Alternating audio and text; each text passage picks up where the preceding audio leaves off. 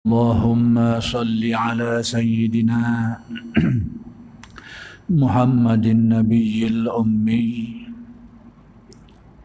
وعلى آله وصحبه وسلم.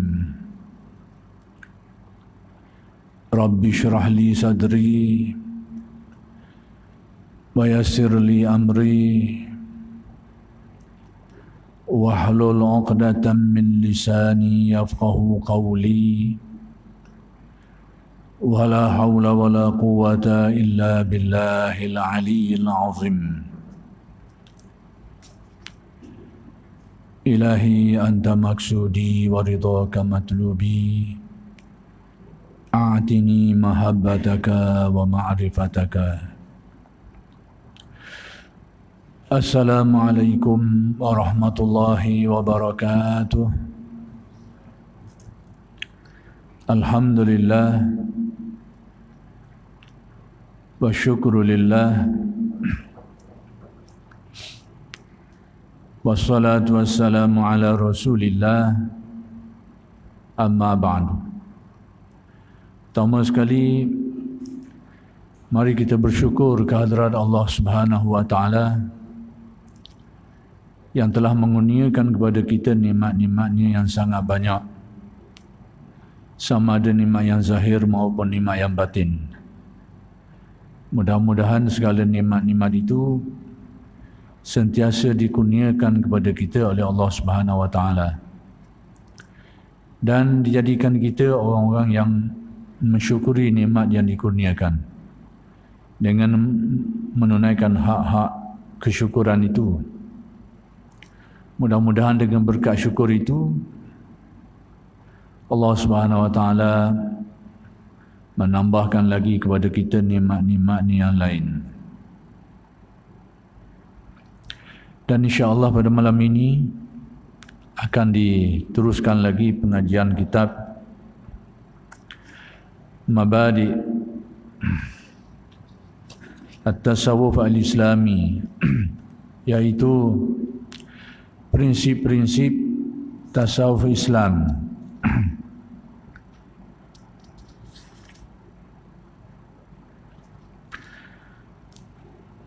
Baik, tentang matlamat tasawuf ataupun tujuan objektif daripada ilmu tasawuf ni. Setiap ilmu ni dia ada tujuan dia. Dia ada objektifnya, matlamat dia tu. Maka demikian juga ilmu tasawuf ni, dia ada matlamat dia, dia ada tujuan dia. Baik, matlamat tasawuf itu adalah seperti berikut yang akan disenaraikanlah. Ada beberapa tujuan, ada beberapa matlamat utama daripada tasawuf ni. Yang pertama sekali, mengenal Allah dengan cara beribadah kepadanya, dengan cara bersungguh-sungguh dalam beribadah. Baik, tujuan yang pertama sekali daripada tasawuf ni adalah untuk beribadah kepada Allah. Memang itulah tujuan utama dia, untuk beribadah kepada Allah. Tapi beribadah yang macam mana? Bentuk ibadah yang macam mana yang menjadi tujuan tasawuf itu? Iaitu ibadah yang bersungguh-sungguh. Baik, ibadah yang bersungguh-sungguh ni, kalau kita perhatikan, kalau kita perincikan maksud dia tu, iaitu ibadah yang dilakukan bukan saja melibatkan zahir dan batin juga. Itu tujuan utama tasawuf. Supaya jangan ibadah kita ni hanya melibatkan anggota zahir saja, sedangkan batin kita, qalbu kita dah ikut sekali. Badan kita bersolat, tapi hati kita menghadap ke lain. Badan kita melakukan perintah itu, perintah ini, suruhan itu, suruhan itu, tetapi hati kita tu tak ikut sekali, tidak menghayatinya. Itu bukan ibadat yang bersungguh-sungguh. Jadi kalau begitu, tujuan utama ilmu tasawuf ni untuk melakukan ibadah dengan sungguh-sungguh, dengan erti bukan saja badan kita beribadah, tapi qalbu kita juga. Bahkan pada tahapan-tahapan tertentu tu, dalam keadaan tubuh kita tidak melakukan ibadah pun, qalbu kita tetap beribadah kepada Allah. Itu yang dikehendaki. Sebab manusia ni, hakikat diri manusia ni, roh dia, qalbu dia tu, itu sebenarnya. Sebab itu orang yang sudah mati, mayat, badan dia tak ada kurang apa pun, tapi tak ada roh dah. Roh dia tak ada dah. Maka kewajipan-kewajipan syarak sudah gugur. Sebab apa? Kalau kita perhati molek, sebab perintah syarak tu supaya mengenal Allah, supaya beribadah, bukan tuju pada badan tu, tuju pada roh dia tu. Kalau kita tengok situ, kita faham nampak lalu dah. Kalau sebenarnya qalbu kita ni, roh kita ni lah yang menjadi sasaran kepada syaraknya, perintahnya. Jasad yang sudah terbujur kaku, yang ruhnya sudah dikeluarkan oleh Allah, maka sudah tidak ada apa-apa ikatan syarak lagi lah dari segi dia kena buat tu, kena buat ni. Sebab apa? Kerana perintah tu tertuju kepada ruh yang di sebalik semua jasad, yang mengenderai ataupun yang kontrol, yang kawal badan kita ni. Jadi sebab itulah ibadah yang sempurna ni bukan saja gerak badan kita tu, tapi hak lebih penting lagi gerak roh kita tu, qalbu kita tu. Maka tujuan tasawuf untuk mencapai ibadah yang sempurna ataupun ibadah yang bersungguh-sungguh, dengan arti bukan saja badan kita beribadah, tapi yang lebih utama roh kita itu sekali. Kalau kita dalam solat kita menghadapkan diri kita dengan qiyam tu, bukan badan saja kita menghadap kepada kiblat, tapi kalbu kita juga menghadap ingatannya kepada keesaan Allah Subhanahu wa taala. Masa kita solat, bukan saja badan kita yang rokok, tunduk tu, tapi roh kita juga memahami dan menghayati rahsia-rahsia rokok tu. Pada waktu kita bersujud kepada Allah, bukan saja dahi kita sentuh ke latar, tapi kalbu kita, roh kita juga merasai, menghayati hakikat-hakikat sujud. Itu tujuan utama tasawuf. Supaya ibadah, pertama sekali supaya berlakunya ibadah, terlaksana ibadah dengan erti yang lebih sempurna, ibadah yang lebih bersungguh-sungguh. Itu maksud. Itu tujuan utama daripada tasawuf. Dan tujuan ini beribadah ini merupakan, kalau kita tengok molek, itulah tujuan utama manusia ini diciptakan oleh Allah Subhanahu wa taala. Itu tujuan utama dia.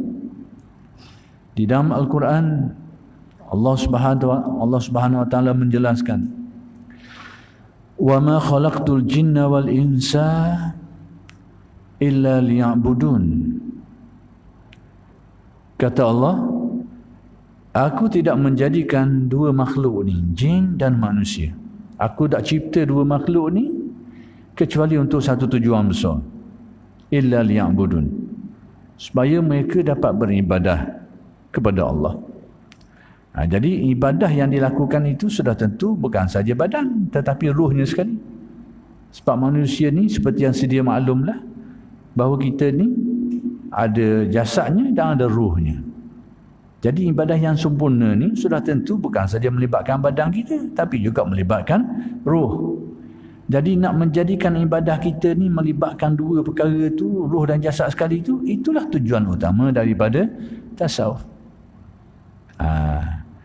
Kalau kita tengok dari segi ilmu fiqh ni lebih kepada nak mengatur amalan kita tu, perbuatan kita, sebutan kita, bacaan kita, tindakan kita dan sebagainya. Itu bahagian hukum fiqh. Mana-mana gerak badan kita, perbuatan kita, tutur kata kita muafakat dengan syarak, dikira sah lah, betul lah.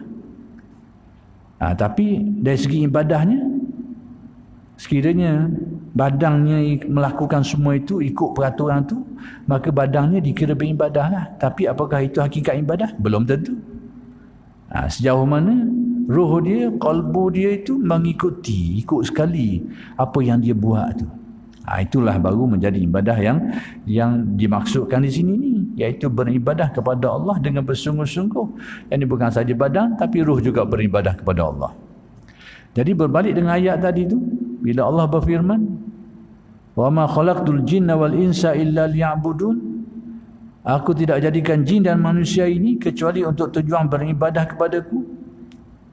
Maka Ibnu Abbas memberi tafsir, dia tafsir ayat ni, dia kata maksud illa liya'budun tu bertujuan supaya mereka ni beribadah kepadaku, yakni kepada Allah itu, dengan maksud illa liya'rifun, supaya mereka kenal Allah Ta'ala tu.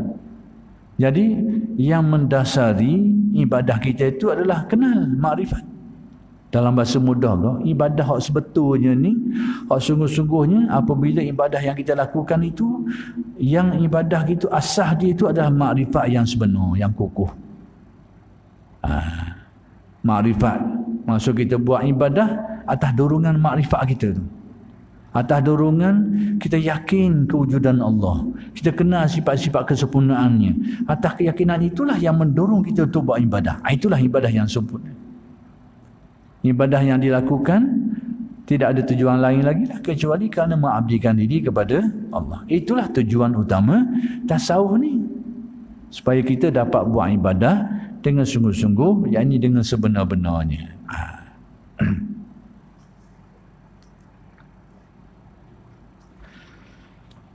Baik, yang kedua, pensucian, pembersihan dan peningkatan jiwa sehingga ia layak memperoleh makrifat ilahi. Tujuan yang kedua daripada ilmu tasawuf ni adalah untuk menyuci bersihkan kalbu kita ni, supaya tidak terpengaruh dengan godaan-godaan nafsu yang buruk dan ajakan-ajakan setan yang memperdaya, yang menipu daya kita, supaya tidak terpengaruh dengan semua itu, supaya kalbu kita dapat dibersihkan. Apabila kalbu kita ni dapat dibersihkan, maka natijah hasil daripada hati yang bersih ni, pertama sekali dia akan memperoleh makrifat lah, mengenal Allah Ta'ala dengan cara yang sedalam-dalamnya, mengenal Allah SWT dengan sepenuh jiwa raga dia lah, dengan mengenal Allah SWT dengan penuh penhayatannya. Jadi tujuan yang kedua ni nak menyucikan kalbu. Sebab apa? Sebab jiwa kita ni Allah Subhanahu Wa Taala jadikan roh kita, jiwa kita ni asalnya murni, molek, bersih molek dah. Jadi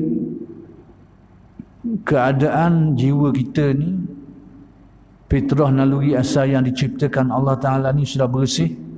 Bersih dengan arti sudah ada makrifatnya, sudah mengenal Tuhannya. Bersih dari segi keyakinan akidah tauhidnya tu sudah bersih. Semua ni ulama tasawuf dia selalu merujuk kepada satu ayat Al-Quran lah.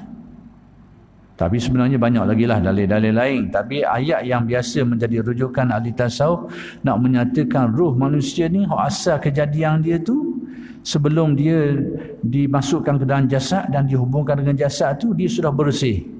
Dia sudah ada keyakinan dia sudah ada makrifatnya tu. Jadi selalu ayat yang selalu dirujuk oleh ulama tasawuf, iaitu ayat yang kita pun biasa dengar lah, ulama-ulama kita biasa sebut ayat ni, iaitu ketika Allah Ta'ala tanya roh ni, dan benda ni berlaku di alam arwah lagi. Maksudnya pada waktu tu jasad kita belum diciptakan lagi, tak dibuat lagi. Allah Ta'ala tanya, alastu bi rabbikum, tidakkah aku ini Tuhan kamu? Kamu tu merujuk kepada roh yang sudah pun diciptakan Allah mendahului jasad dia. Jasad tak ada lagi masa tu, tapi roh sudah pun diciptakan Allah. Jadi Allah Ta'ala tanya, alastu bi rabbikum, tidakkah aku ini Tuhan kamu? Maka roh jawab pada waktu itu, qalu bala. Mereka, maksudnya sekumpulan, sekelompok roh lah, banyak roh, semuanya sudah pun diciptakan. Jadi mereka ni, roh-roh ni yang telah pun diciptakan oleh Allah sebelum terciptanya jasad, sebelum terciptanya badan ni, mereka sudah membuat penyaksian, pengakuan. Qalu bala syahidna. Mereka kata, yakni ruh-ruh sebelum ada jasad lagi, bahkan kami menyaksikan ketuhananmu, ketuhanan Allah. Jadi ruh pada waktu itu sudah ada makrifat, sudah suci bersih, murni, makrifat pada tahap yang paling tinggi. Jadi makrifat ataupun mengenal, ruh ni mengenal Allah Ta'ala pada tahapan yang tinggi itu dalam tasawuf dipanggil tarah musyahadah.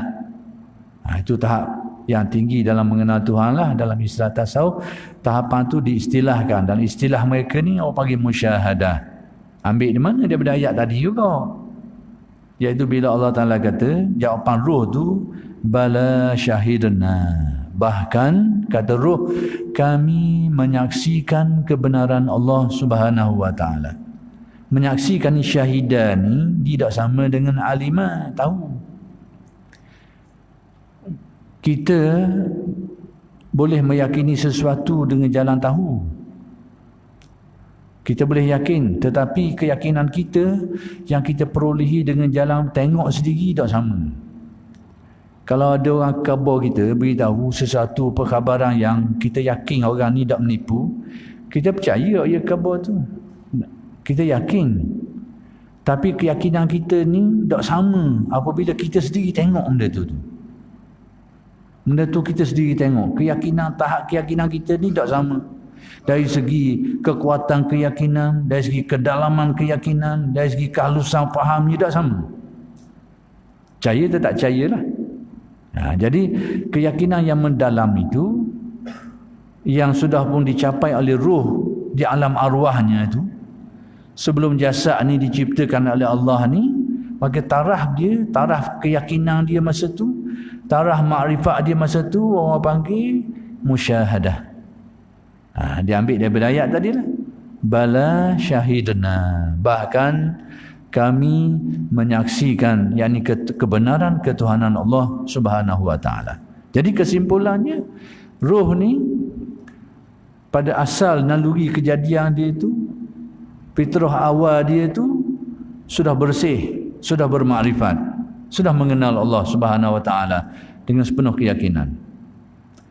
Tapi bila roh manusia ni, bila jasad manusia diciptakan, roh kemudian dihubungkan dengan jasad-jasad ni sehingga timbullah manusia seperti yang kita tengok hari ini ni, maka banyaklah halangan-halangan dia tu, banyaklah gangguan-gangguan dia tu yang menjadikan naluri asal naluri asal, fitrah asal ruh manusia itu sudah bermakrifat, sudah mengenal Allah ni, dengan pengenalan yang sedalam-dalamnya ni sudah terganggu, terhalang dengan faktor yang banyak lah, sehingga hak kena jadi tak kena. Jadi terganggu ruh manusia ni, sehingga gangguan tu ada yang berat sampai ke tahap ada manusia yang ingkar, kufur kepada Allah, tak percaya kepada Allah. Ada yang syirik, waktu gangguan yang berat. Ada gangguan yang kurang sikit, dia tu tetap jadi mukmin, tapi mukmin yang lemah keyakinan dia. Yang banyak keraguan dengan arti gangguan-gangguannya itu, dan bermacam-macam. Jadi boleh jadi macam-macam ni. Asalnya sudah memiliki makrifat yang kukuh lah, makrifat yang benar terhadap Allah. Maka antara yang ganggu jiwa manusia ni sehingga jadi rosak, antaranya ialah faktor pengaruh daripada ajaran-ajaran orang tuanya dan persekitarannya. Ajaran orang yang ajar, yang memberi pelajaran kepada dia tu. Jadi ajaran-ajaran yang dipelajari oleh seseorang ni, yang dia dengar orang ajar dia, itu kadang-kadang mempengaruhi pemikiran dia, keyakinan dia, sehingga kalau ajaran tu molek-moleklah. Tapi kalau ajaran tu rosak, maka dia akan menjadikan keyakinan asal yang sudah sedia ada pada ruh manusia ni akan jadi terhalang, sehingga dia jadi tak kenal dah. Tak kenal Allah Subhanahu wa Ta'ala kerana ajaran. Tengoklah ajaran apa yang dia terima, yang dia dengar, apa persekitaran dia tu. Dan ini kalau kita nak tengok, kita boleh tengok kepada antaranya kepada hadis Nabi lah. Nabi bersabda, kullu mauludin yuladu 'alal fitrah. Setiap anak yang dilahirkan tu dilahirkan dalam keadaan suci, fitrah, naluri asal dia. Fa abawahu yuhawidani. Maka kedua ibu bapanya lah orang paling dekat dengan dia lah, kedua ibu bapanya. Yuhawidani, yang akan tukar dia jadi Yahudi. Au yunasiranihi, atau yang akan menjadikan dia sebagai Nasrani. Au yumajjisanihi, atau yang akan jadikan dia sebagai Majusi. Jadi anak yang keadaan suci bersih ni akan terganggu dengan ajaran, maka yang paling dekat dengan dia ayah dia lah, mak ayah dia, keluarga dia.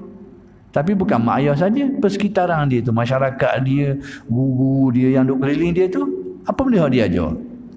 Itulah yang akan menentukan sama ada akidah asal dia tu, naluri asal dia tu terjaga ataupun jadi rosak. Jadi kalau orang tua dia ajar ajaran pegangan-pegangan yang salah, persekitaran dia mengajarkan ajaran-ajaran yang keliru dan salah, maka rosaklah naluri asal tu. Jadi rosak. Kemudian yang merosakkan jiwa manusia bukan itu saja, nafsu manusia sendiri. Allah Ta'ala jadikan nafsu ni sebagai dugaan untuk kita ni. Jadi nafsu inilah yang akan merosakkan jiwanya dia juga. Innan nafsa la'ammaratun bisu.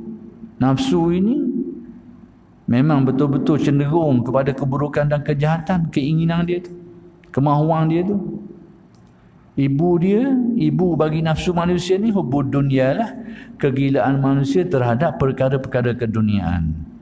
Daripada sifat keinginan yang tinggi, kemahuan yang tinggi, ikatan yang tinggi terhadap perkara-perkara keduniaan ni, dia akan menimbulkan banyak sifat-sifat buruk dalam hati manusia ni. Dia akan menimbulkan hasad dengki, dia akan menimbulkan takabur, sombong, dia akan menimbulkan riak, menimbulkan sum'ah, menimbulkan permusuhan, kebencian. Semua itu cabang-cabang dari nafsu. Pucanya saja hubbud dunya. Apabila kalbu manusia terikat dengan hal-hal keduniaan, tarikan-tarikan keduniaan yang besar, maka bercabanglah sifat-sifat buruk dalam hati dia tu. Maka itulah yang akan menjadikan jiwa manusia ni akan terganggu, makrifat dia terganggu, naluri asal tu jadi rosak dengan sebab faktor pengaruh nafsu ni. Kemudian pengaruh-pengaruh lain lagi, bila nafsu ni lah, pengaruh lain lagi yang merosakkan jiwa manusia ni, pengaruh godaan-godaan setan. Allah Ta'ala jadikan setan ni sebagai makhluk untuk mengganggu manusia ni. Kita dah nak marah dia lah, memang kerja dia gitu dah. Jadi setan ni diciptakan Allah untuk tujuan itu. Innahu lakum aduwwum mubin. Disebut dalam Al-Quran bahawa setan itu dan kuncu-kuncu dia lah, dan pendukung-pendukung dia, setan-setan ni, iblis dan setan ni, dan yang sejalur dengan dia tu, lakum aduwwum mubin, bahawa dia ni adalah musuh yang jelas, yang terang bagi manusia. Permusuhan dia tu sangat terang dan jelas. Sebab apa? Kerana kita nak kenal benda tu datang daripada setan tu, pedomang dia banyak. Pedomang dia, pedomang kita nak kenal. Antaranya tak jelas apa-apa ajakan dia yang bercanggah dengan perintah Allah, kita tahulah mari daripada dia lah tu, secara umumnya. Jadi kita nak cari mana-mana dorongan, mari gerak hati dia ke arah supaya tidak melaksanakan perintah Allah, supaya tidak bersolat dan sebagainya, kita tahu mari dari dia. Mana-mana gerak dorongan dalam hati, mari supaya melakukan keburukan dan sebagainya, kejahatan dan sebagainya, dorongan, tahulah memang daripada setan lah tu. Jadi itu maksud innahu lakum aduwwum mubin, bahawa setan ni musuh yang jelas. Kita boleh cari dengan mudah. Nak apa? Kita tengok ajaran-ajaran Al-Quran dan hadis tu, muafakat ke tak? Kita tahu baik buruk, kita tahu situ. Jadi kalau mari gerakan-gerakan dalaman kalbu kita ni yang berlawan dengan syarak ni, maka kita tahulah itu adalah ajakan-ajakan daripada syaitan. Musuhnya terang. Tapi pengaruh dia ni menyebabkan hati kita jadi rosak. Rosak hati kita. Dalam hadis disebut riwayat, laula anna syayatina yahumuna ala qulubi bani Adam. Kalaulah tidak kena setan ni berkerumun banyak-banyak menutup hati manusia ni, la nazaru ila malakutis sama, pastilah manusia dapat melihat rahsia-rahsia keagungan Allah. Dia akan jadi seorang mukmin yang baik. Dia akan jadi seorang yang bertakwa. Dia akan jadi seorang ahli makrifat. Tapi disebabkan kerana kerumunan setan ni banyak ni tutup pintu hati manusia dengan bisikan wasa macam-macam, jadi terdendeng, terhijab daripada melihat rahsia-rahsia keagungan Allah. Maka hilanglah makrifatnya. Tauhidnya ada tapi makrifatnya hilang. Kerana gangguan-gangguan ni. Jadi musuh ni, gangguan daripada nafsu dan setan ini, inilah yang akan mendorong manusia melakukan kejahatan. Kalau manusia turut dia, ikut dia, lalu melakukan kejahatan, maka hati kalbu manusia akan jadi hitam. Akan menjadi kehitaman. Itulah yang disebut dalam hadis. Bila manusia ni buat salah, buat jahat, dan dia tidak menginsafinya, tidak membetulkannya, tidak berusaha untuk menyedarinya, untuk baiki dia, beristighfar, bertaubat dan sebagainya, tak ada usaha-usaha tu, maka dia akan tertitik dalam hatinya, nuqitat fi qalbihi nuqtatun sauda, akan tertitik dalam hatinya titik hitam. Ini bahasa maknawi, ini bahasa majazi. Tertitik-titik hitam itu bukanlah berarti ada sungguh titik hitam tu, tidak. Yang ni perangai manusia itu akan berubah. Berubah ke mana? Mengarah kepada perangai-perangai kebinatangan. Watak manusia jadi berubah. Perangai manusia dia berubah dengan watak-watak yang ada sama persamaan dengan kebinatangan. Kita nak tahu macam mana? Tengoklah perangai binatang tu mana. Perangai harimau, perangai singa, perangai lembu, perangai kubar mana. Jadi kalau kalbu kita jadi rosak, perangai kita akan berubah ikut perangai-perangai tu. Kita akan tengok. Dia akan cenderung kepada perangai-perangai kebinatangan. Itu alamat kalbu kita ni terganggu teruk. Diganggu kuat oleh dorongan-dorongan nafsu dan setan ni. Maka pengaruh-pengaruh sifat kita, watak kita, perangai kita akan cenderung ke situ. Itulah yang disebut dalam Al-Quran. Ulaika kal ad'am. Mereka itu seperti binatang ternak. Bukan binatang, seperti wataknya, sikapnya, perangainya cenderung kepada perangai-perangai kebinatangan ini. Sifat buruk mazmumah yang disenaraikan oleh ulama-ulama tasawuf dan kitab-kitab mereka itu semua sifat-sifat itu. Jadi titik-titik hitam.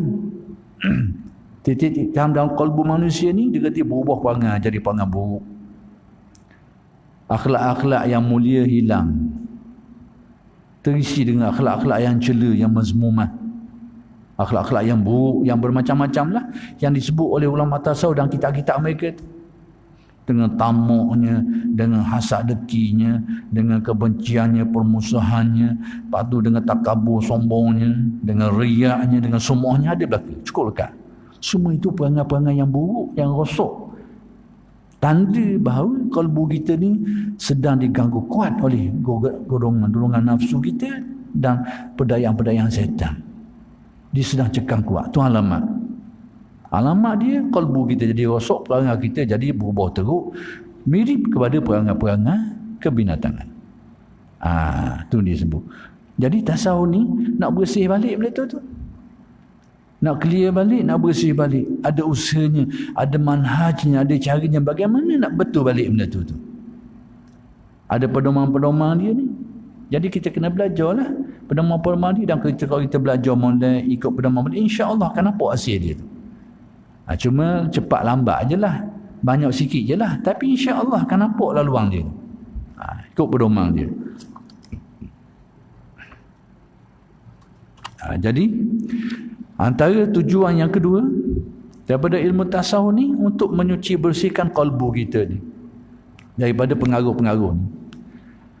Apa masalahnya kalau kita biarkan kalbu kita ni seperti itu? Tujuan tasawuf nak bersih sifat-sifat tu. Dan kalau kita lock, tak apalah, biar sifat tu. Apa risiko dia? Apa implikasinya terhadap diri kita ni kalau kita lock benda tu ada? Banyak. Banyak. Jadi kalau kita perhatikan, kesan terhadap diri kita ni sangat banyaklah. Bila pengaruh-pengaruh nafsu ni mencekam kuat kat atas diri kita ni, pertama sekali antara implikasi dia, antara kesan dia, dia menjadikan banyak ibadah-ibadah kita akan jadi rosak dengan sebab itu. Bila pengaruh-pengaruh tadi tu kuat, maka dia akan menimbulkan sifat-sifat buruk. Antaranya kita tahu riak, timbul riak. Mari dorongan riak, nak tunjuk ke orang lah, nak suruh orang tahu lah, nak suruh orang dengar lah. Mari penyakit ni. Kita tak mengaji, tak perasan. Tapi dia mari. Semua benda-benda ni akan mengakibatkan ibadah-ibadah kita buat tu tak ada perkiraan di sisi Allah. Kosong yang ibadah kita. Tu bahaya dia. Satu. Kemudian kalau kita tengok lagi, dia ada bahaya-bahaya lain lagi. Antaranya, dia akan menjadikan kita ini kekal berada dalam keadaan melakukan dosa sehingga meletakkan kita pada taraf orang-orang fasik. Guana tu. Guana boleh jadi gitu tu. Sekalipun kita sembahyang hari-hari, puasa hari-hari, sembahyang hari-hari, tapi kalau tak kena cara, kalau kita biarkan tadi, kita boleh berada pada keadaan fasik. Macam mana boleh jadi gitu tu? Inilah yang dikatakan oleh Imam Malik. Imam Malik dia kata apa? Tengok kata-kata dia dulu. Maksud kabarnya, implikasi kita lock jiwa kita ni tidak dibersihkan, tidak diusahakan untuk dibersihkan. Ini antara kesan dia tu. Dia akan bawa kita berada pada tahap kita tergolong dalam kalangan orang yang fasik. Apa fasik ni? Iaitu orang yang kesalahan dia tu berlarut-larutan. Yang disebut fasik ni, bila dia buat salah, kesalahan tu berlarut-larutan, sambung menyambung. Kalau dia baiki, dia bersih, dia sedar, dia betul, dia istighfar taubat, jadi lagi, itu cerita lain dah. Itu dah masuk dah tu. Ni berterusan ni. Berjalan semua ni. Sebagai manusia tak nak lagi dah salah. Tapi bila ada salah ni, kita tahulah, kita istighfar, kita taubat. Itu lain. Itu keluar. Itu terkeluar daripada ruangan. Ataupun dia bosa nak buang sifat-sifat buruk, kadang-kadang berjaya, kadang-kadang kalah. Itu cerita lain. Itu keluar dia daripada apa yang disebut sebagai fasik. Fasik ni, perbuatan buruk tu sentiasa berlaku pada diri dia. Berlarut-larutan. Maka hukumnya fasik. Jadi saya sebut tadi, sekalipun dia sembahyang, sekalipun dia puasa, sekalipun dia keluar zakat dan sebagainya, boleh jadi tak fasik? Boleh jadi. Macam mana tu? Tengok. Pertama sekali kita tengok kata-kata Imam Malik radhiyallahu anhu. Imam Malik kata, "Wa man tafaqqaha wa lam yatasawwaf faqad tafassaqa." Jelas. Siapa yang berfiqh, yakni belajar ilmu zahir saja, ilmu syariat, ilmu fiqh saja, dan mengamalkan amalan yang zahir saja. Tafaqqaha ni dengan makna dia belajar ilmu fiqh zahir saja dan dia amal amalan secara berbentuk zahir saja. Walam yatasawwaf, dia tidak bertasawuf, tidak belajar ilmu batin, tidak belajar ilmu qalbu, ilmu hati ni, tidak belajar ilmu tasawuf, dan tidak mengamalkan amalan qalbu dia tu, amalan-amalan Qur'anian dia tu. Dia tidak ada bahagian-bahagian tu. Faqad tafassaqa, pasti dia seorang yang fasik. Mana boleh jadi ni? Kita tengok sekali lagi. Baik, jadi gini ni, istilah fasik ni, iaitu orang yang macam saya sebut tadi, berkekalan dosa dia tu, dia tak baiki langsung. Tak ada berusaha nak istighfar, tak ada usaha nak baiki. Masalah berjaya tak berjaya tu hal lain. Yang penting dia kena belajar, dia kena cari jalan nak selesai. Jatuh naik turun tu biasa. Tapi usaha kita tu meletakkan kita berada pada tahapan yang difirmankan Allah, la yukallifullahu nafsan illa wus'aha. Dia berusaha dah, nak belajar dah, tambah melakukan, bukan kadang-kadang jatuh juga. Baiki lagi, betul lagi, terbuat lagi, baiki lagi. Itu lain. Termasuk dalam la yukallifullahu nafsan illa wus'aha. Dia sudah ada usahanya. Yang dikatakan ni, dia biarkan dirinya berlarut-larutan melakukan kejahatan. Macam mana? Baik. Orang yang melakukan dosa, kesalahan berlarut-larutan ni tarafnya fasik. Sama ada dosa yang zahir maupun dosa yang batin. Tak kira lah. Kesalahan yang zahir ke, dia berlarut-larutan, tak bagi langsung, dia boleh jadi fasik. Ataupun kesalahan-kesalahan yang batin sifatnya, yang berlarut-larutan, dia tak berusaha nak baiki dia, juga mengakibatkan orang yang seperti itu jatuh pada hukum fasik. Baik. Jadi kita kena faham bahawa kesalahan manusia ni ada dua. Ada yang zahir, ada yang batin. Di dalam Al-Quran ada disebut, wajtanibu zahiral ismi wa batinahu. Jauhilah dosa yang zahir dan yang batin. Jadi kesalahan ni ada yang zahir, ada yang batin. Baik, apa kesalahan yang zahir? Kesalahan yang zahir, kita tak semayang, kita tak puasa, kita lakukan perbuatan yang salah, kita mencuri, kita buat salah tu, buat salah ni, apa yang bercanggah dengan syarak tu, yang melibatkan anggota kita ni. Kita menipu, kita berbohong, kita memfitnah, kita mencela, mencaci dan sebagainya. Semua itu larangan syarak tu kita buat, dosa zahir. Dah dosa batin pula kok mana? Sifat-sifat buruk tu. Takabur, sombong, ujub, bangga diri, takabur, rasa sombong, perendah korang, bodoh korang. Lepas tu mari hasad, dengki, asal korang, dengki korang tu, dengki korang ni. Lepas tu mari riak, nak tunjuk orang tu, nak tunjuk orang ni, macam-macam. Lepas tu mari lagi sum'ah, nak suka, nak dengar orang sebut molek sama dia, sanjung dia, puji dia, macam-macam. Mari nyakit macam-macam.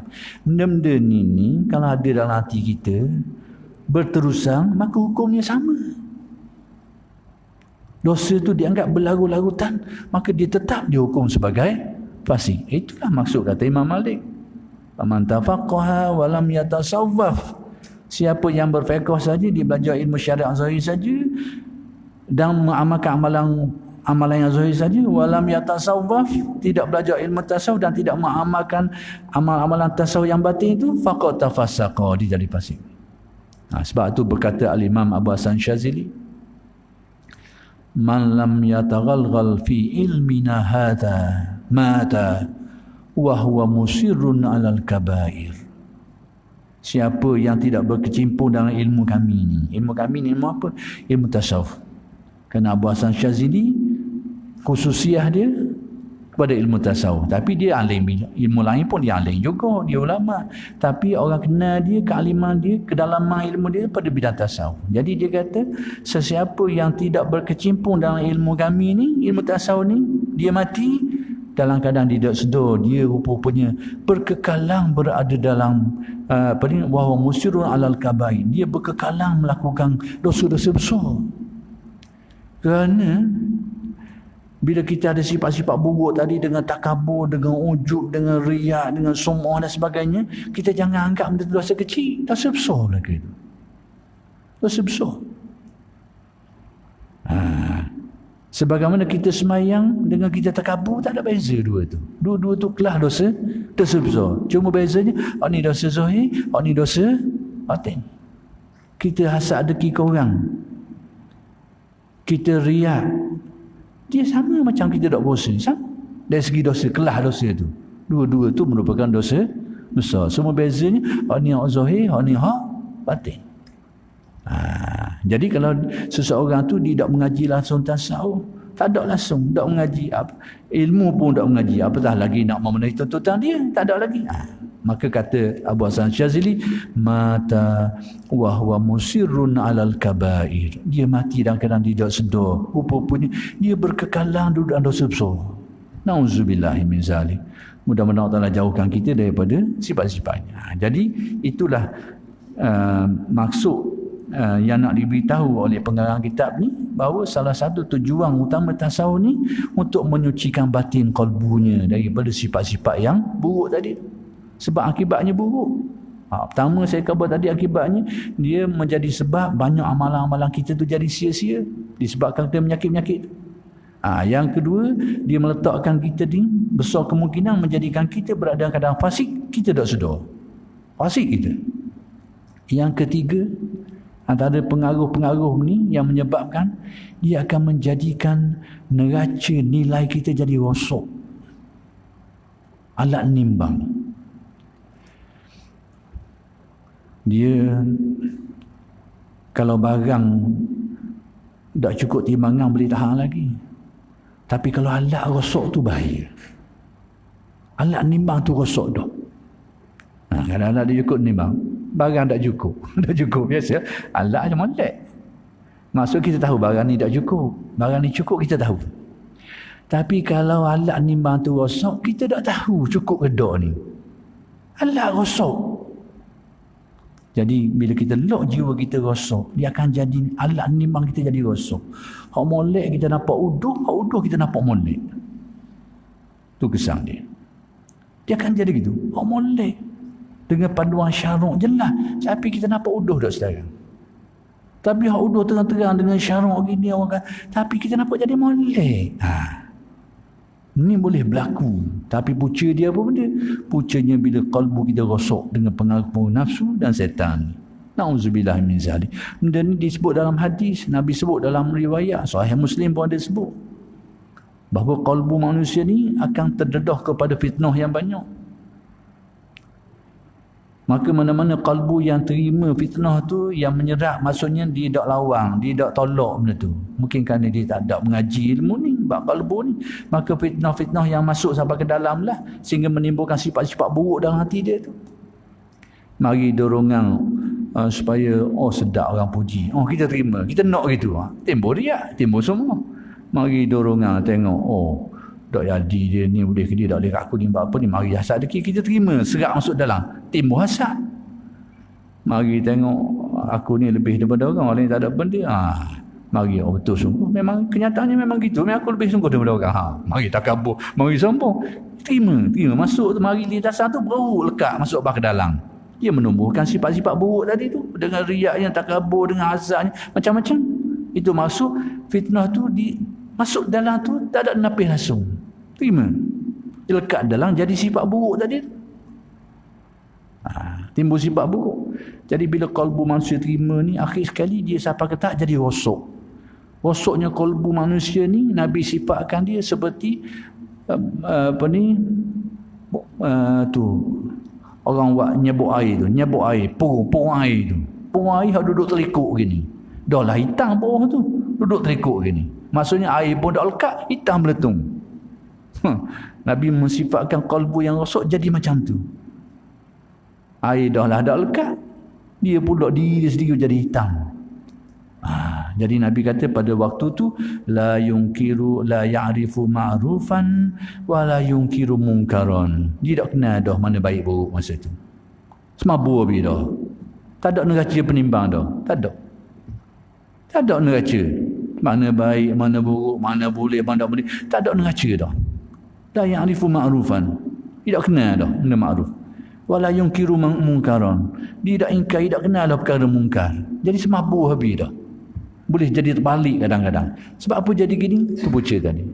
Jadi ilmu tasawuf ni salah satu tujuan dia adalah usaha untuk membersihkan kalbu manusia.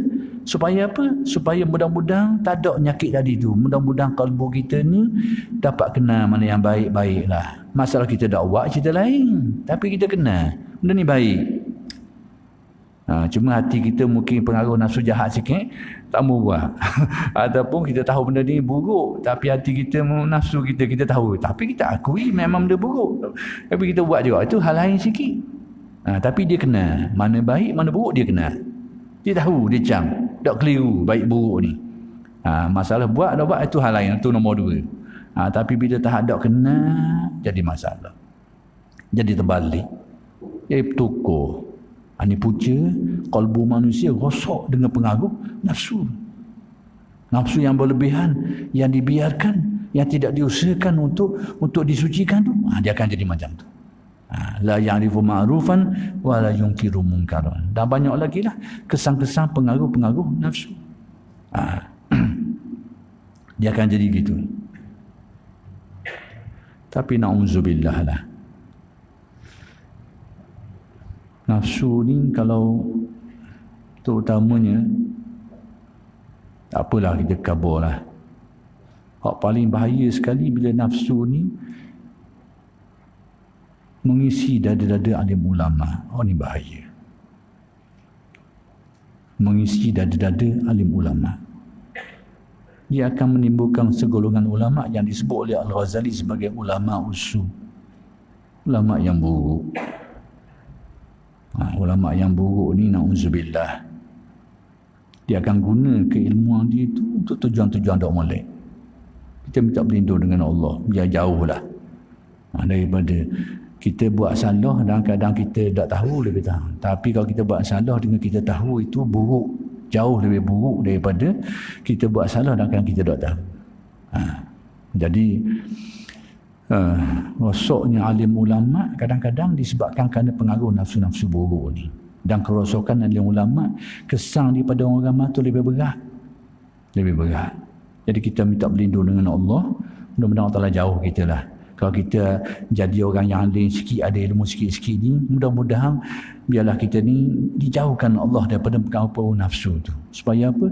Supaya kita tidak guna kealiman kita tu untuk tujuan-tujuan yang salah. Supaya kita tidak guna. Sebab kalau kita tengok sejarah-sejarah lepas-lepas, kalau kita tengok apa-apa yang disenaraikan oleh Nabi dalam hadis-hadis, kerosakan ke zaman ni antara puncanya bukan kerana jahil, tapi kerana alim, tapi rosok jiwa. Rosok jiwa. Bacalah hadis-hadis akhir zaman. Alamat-alamat yang Nabi sebut tentang kerosakan akhir zaman kadang-kadang berlaku. Sebab banyak, hadis ni banyak. Faktor-faktor. Salah satu. Saya kata salah satunya kerana bukan disebabkan kerana tidak tahu Quran dan hadis, tapi pengaruh lain. Contohnya saya nak kabur dalam satu hadis yang panjang, Bukhari, Muslim pun ada dan banyak riwayat lain lagi. Antaranya iaitu yaquluna biqauli khairil bariyah wa laysu minhu fi syai'. Itu contoh. Mereka berbicara menggunakan Al-Quran dan hadis. Khairil bariyah ni biqauli khairil bariyah, kata-kata sebaik-baik manusia. Dah sebaik-baik manusia ni siapa dia? Sebaik-baik manusia Nabi Muhammad sallallahu alaihi wasallam. Jadi kata-kata sebaik manusia, kata-kata dia apa benda? Sama ada Al-Quran ataupun hadis. Yang sampai ke Nabi, Nabi beri baca ke sahabat, kalau itu wahyu daripada Allah, jadi Quran. Kalau Nabi wahyu dalam bentuk Nabi mengungkap sendiri dengan bahasa dia, jadi hadis. Jadi yaquluna biqauli khairil bariyah, mereka berbicara menggunakan kata-kata sebaik-baik manusia, mereka berbicara menggunakan Al-Quran dan hadis. Tapi Nabi kata walaisu minhu fi syai', tapi mereka sendiri tak akal pun, dia kata laisu minhu fi syai', mereka tak ada bahagian pun, tak ada apa yang dia kata. Contoh macam saya baca ke orang supaya bersedekah banyak pahala, saya sendiri kopi kedeku. Saya doa orang sedekah banyak pahala. Kita posai pun payah nak sedekah. Contoh sajalah. Saya termasuklah kalau saya jadi gitu. Saya termasuk. Walaisu minhu fi syai', mereka tak ada bahagian pun dengan apa yang mereka bicarakan itu. Nauzubillah. Kita tengok hadis lain lagi, ada riwayat-riwayat yang lain disebut. Contoh, kita beri contoh. Nak kaburnya bahana nafsu buruk ni. Nak balik kepada tadi lah, tasawuf antara tujuannya supaya mengajar kita cara bagaimana nak mengendalikan, nak bersih nafsu dalam usahanya, kaedahnya seperti yang diatur, yang tunjuk dalam Quran dan hadis. Macam mana? Sebab apa? Kalau kita tak buat gini, bila nafsu kita menguasai, kita kadah dan akibatnya buruk. Akibat buruk macam saya kata dia, salah satu akibat buruknya kalau kita ni seorang alim, kita mungkin akan menyalahgunakan pengetahuan kita tu. Baik, nak beri contoh selagi supaya kena jaga-jaga. Ada riwayat sebut yang berkenaan lebih kurang, tapi Nabi sebut satu kriteria. Nabi kata tu'jibunahum wa tu'jibuhum anfusuhum. Kamu merasa kagum, merasa heran terhadap mereka ni. Sehingga ada riwayat menyebut la salatukum ka salatihim. Solatmu tidak setanding solat mereka. Maksudnya mereka ni memang lebih dari segi itu. Dari segi ibadahnya, dari segi nilai-nilai keislamannya, memang lebih daripada orang. Sehingga ada riwayat sebut macam tu. La salatukum ka salatihim. Bahkan ada yang menyebut lagi wala siyamukum ka siyamihim. Puasamu tidak setanding puasa mereka itu. Jadi riwayat menyebut, ada riwayat lain sebut tu'jibunahum, sehingga kamu rasa kagum terhadap mereka itu.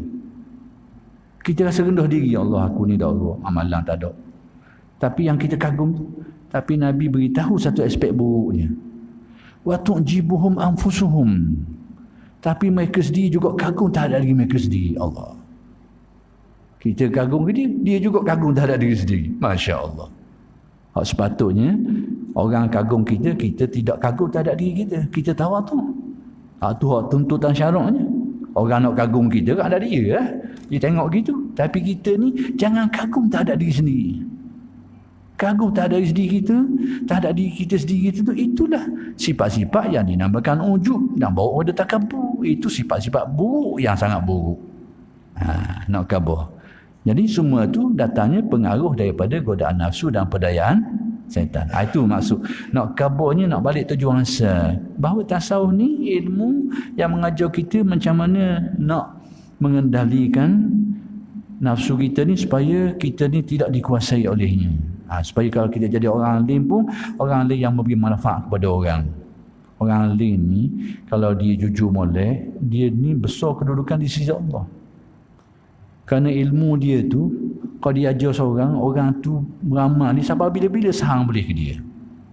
Tidakkah kita dengar dalam hadis, antara bila Nabi sebut, iza mata ibnu adama inqata amaluh, apabila mati seorang manusia ni, terputuslah amalan dia tu, illa min salas, kecuali dari 3 arah. Salah satunya, ilmin yuntafa'u bihi, ilmu yang dia ambil manfaat oleh orang. Sebab tu saya kata alim ni kalau dia jujur sungguh memang dia kedudukan tinggi insya-Allah. Kerana pahala dia akan berganda-ganda. Dia ajar orang tu tak semestinya alim besar. Dia alim sikit daripada orang, dia ajar orang. Orang tu tahu benda tu. Sudah termasuk. Orang doktor ngaji, dia pandai ngaji, dia ajar orang tu ngaji. Sudah termasuk. Orang tu doktor semayang, dia reti sikit, dia ajar. Sudah termasuk. Tapi dia ajar tu akan berganda-ganda sampai bila-bila. Tu lebih. Tapi bila kalau dipengaruhi oleh nafsu ni, rosok dia pun berganda-ganda juga. Pahala berganda-ganda, tapi kerosakan yang ditumbuhkan juga berganda-ganda juga. Itu kena jaga-jaga. Jadi tasawuf ni ilmu pedomang untuk tu. Mudah-mudahan Allah selamatkan kita lah. Jadi bila kalbu manusia ni dibersihkan, dia akan memperoleh ma'rifah lah. Dia akan balik kepada asal dia. Balik kepada asal dia tu, iaitu mengenal Allah Subhanahu Wa Taala, memiliki keyakinan lah. Pada waktu tu kalau dia memiliki keyakinan tu, ibadah dia akan penuh dengan pengisian, tak akan kosong. Solatnya tu penuh dengan pengertian. Puasa dia tu penuh dengan penghayatan. Zakat dia, kebajikan-kebajikan yang dia buat lain semua penuh bererti. Penuh pengisian. Sekiranya semua ini, ibadah-ibadah ini dilakukan atas dalam keadaan kalbunya itu terisi di dalamnya makrifat yang tumbuh hasil daripada dia berusaha menyucikan batin dia itu. Itulah antara tujuan-tujuan utama tasawuf. Yang ketiga ni, tujuan besar tasawuf ni yakni membina masyarakat yang sejahtera dengan asas yang baik. Rupanya tasawuf ni bukan ajar untuk orang duduk senyap-senyap seorang diri je. Tasawuf ni dia menjaga 2 aspek. Hablum minallah wa hablum minan nas. Hubungan dia dengan Allah Ta'ala, itulah yang lebih utama, dan juga hubungan dia dengan sesama manusia. Jadi tujuan yang ketiga ni membabitkan bahagian ketiga tu, bahagian 2 tu, iaitu membina masyarakat yang sejahtera dengan asas yang baik. Yang ni seseorang kalau dia mempelajari tasawuf, pasti dia akan mencurahkan, meluahkan hasil-hasil pengajian tasawufnya tu kepada orang ramai. Dia akan jadi macam tu. Kalau kita tengok dalam sejarah, bila tokoh-tokoh tertentu ni Allah Ta'ala beri kearifan dalam hati dia ni, dia akan lakukan sesuatu yang kita tak jangka lah.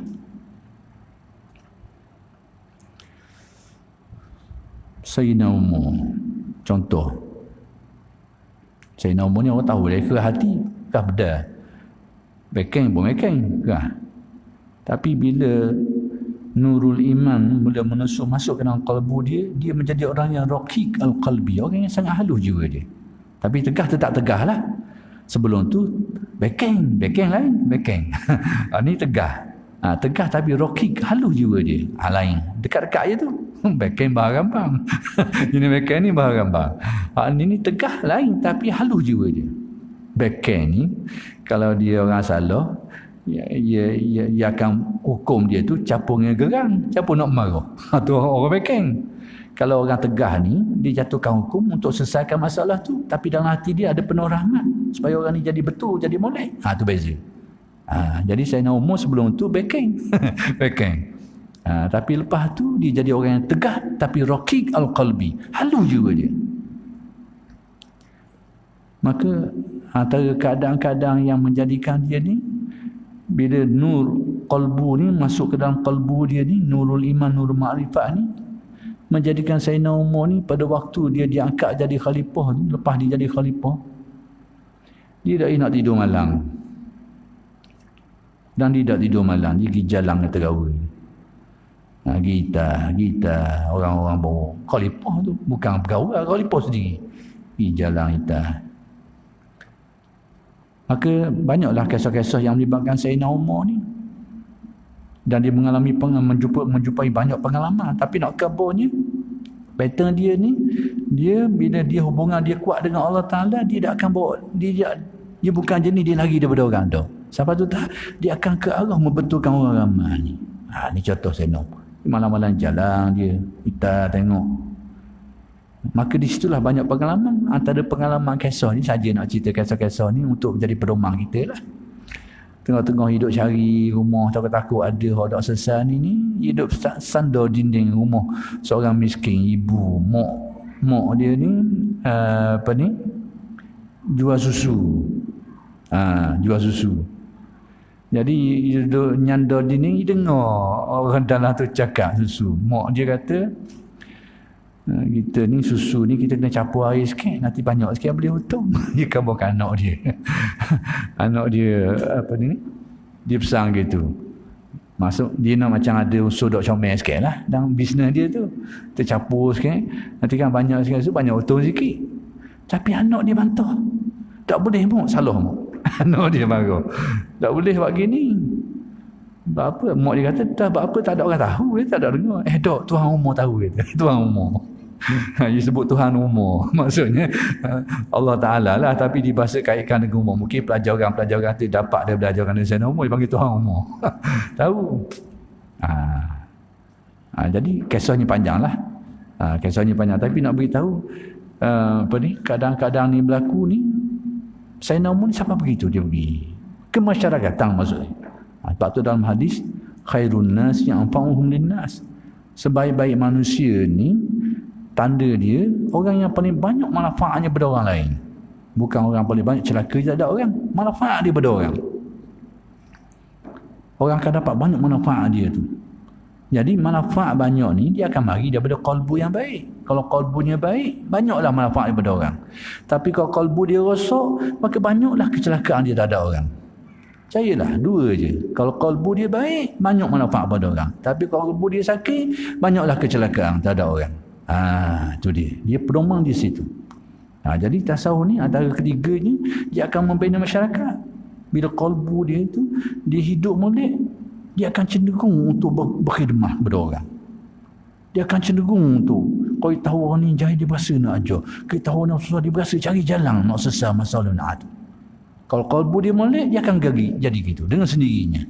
Dengan bahasa mudah, kalau tasawufnya hidup, dia akan cenderung untuk khidmat kepada orang ramai dengan sendirinya. Jadi sebab itulah, maka salah satu tujuan matlamat yang ketiga tasawuf ni untuk membina masyarakat yang sejahtera dengan asas yang baik. Dia akan mengarah ke situ.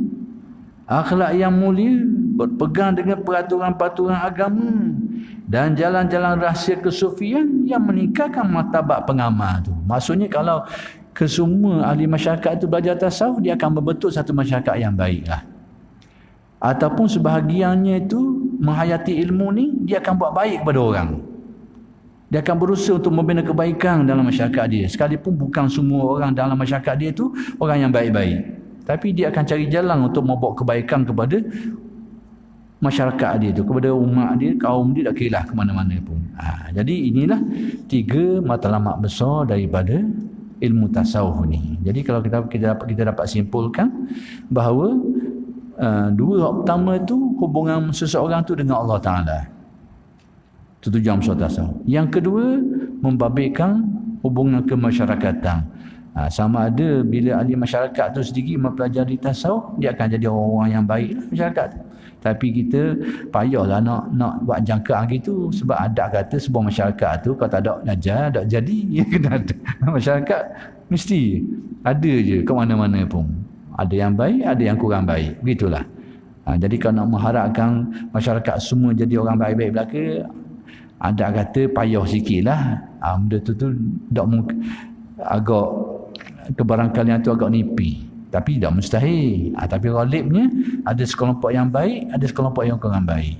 Tapi kalau tasawuf tu dah hayati oleh sekelompok yang baik ni, dia akan membawa banyak kebaikan kepada masyarakat secara keseluruhan. Dia akan bawa banyak kebaikan. Dan itu sebahagian daripada matlamat ilmu tasawuf ni.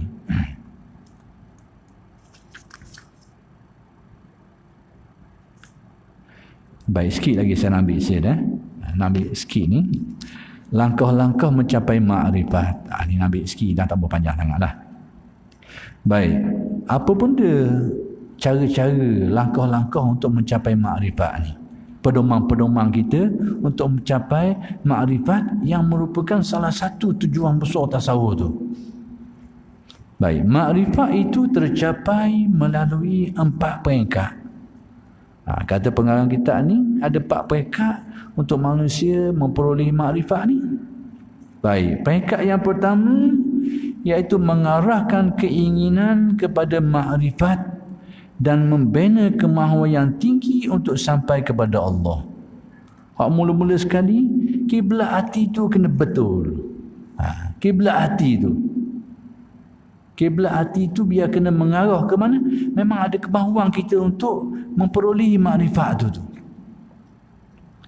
Dan kita kena bina kemahuan, keinginan yang kuat untuk dekat kepada Allah Ta'ala. Tapi kalau tu tak ada dah dalam hati kita, tak ada keinginan kita untuk memperoleh makrifat, hak adanya keinginan lain, tu kacau. Sebab tu peringkat pertama untuk mencapai makrifat, kena betul kiblat hati dulu, biar ada keinginan tu, kemahuan kita untuk mengenal Allah secara yang lebih mendalam. Ada kemahuan tu. Jadi nak suruh timbul kemahuan ni nak buat ke mana?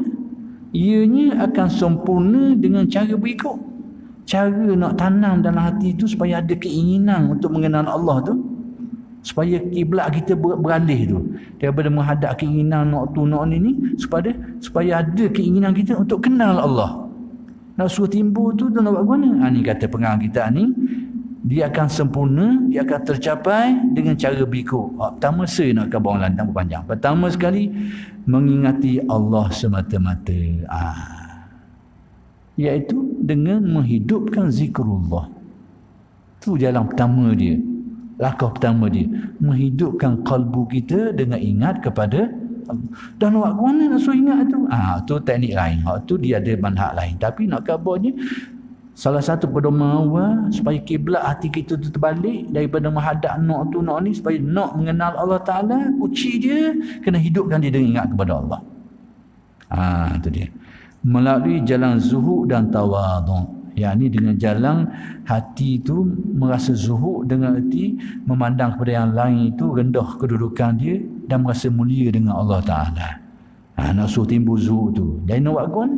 Maka dia adalah amalan-amalan yang akan dijelaskan. Tapi saya rasa sekadar itu sajalah yang saya nak jelaskan pada malam ini. Mudah-mudahan apa yang dijelaskan itu dapat memberi pedoman kepada kita semua. Aqulu qawli hadza wa astaghfirullahal azim li wa lakum. Assalamualaikum warahmatullahi wabarakatuh.